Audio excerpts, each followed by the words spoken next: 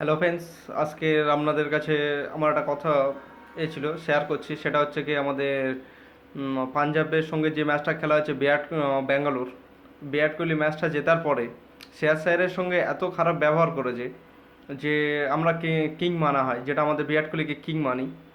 তো কিং মারা আমাদের উচিত নয়। হয়তো আমি বলছি, হয়তো আমাকে অনেকজনের খারাপ লাগবে যারা ওকে সাপোর্ট করে। তো আমি বলবো ওরকম প্লেয়ারকে সাপোর্ট করা উচিত না। ও ইন্ডিয়ান টিমে খেলে, তার সঙ্গে হচ্ছে আরেকটা খেলে আমাদের শ্রেয়াস আয়ারও ভালো প্লেয়ার, ভালো প্লেয়ার, ভদ্র প্লেয়ার। বিরাট কোহলি তো গাধা প্লেয়ার। হয়তো খারাপ লাগছে আমি বলছি বলে, গাধা প্লেয়ার কেন বললাম বলো তো? এরা প্লেয়ার হতে গেলে না, প্রথম সৌরভ গাঙ্গুলির মতো প্লেয়ার হন, প্লেয়ার হতে গেলে সচিন তেন্ডুলকর মতো প্লেয়ার হন, যাকে সবাই করবে, স্যালুট করবে, খেলার শেষেও পর্যন্ত স্যালুট করবে। আমাদের মহেন্দ্র সিং ধোনির মতো প্লেয়ার হন, যাকে সবাই যুদ্ধ বয়স হয়ে গেলে তাকেও তখন সাপোর্ট করবে। কিন্তু গাদা প্লেয়ারের সাপোর্ট করা উচিত নয়। ও যে ব্যবহার করলো, ও তো ইন্ডিয়ান প্লেয়ার, একটা player, senior player Virat Kohli, আর আরেকটা জুনিয়র প্লেয়ারকে এরকম করা উচিত?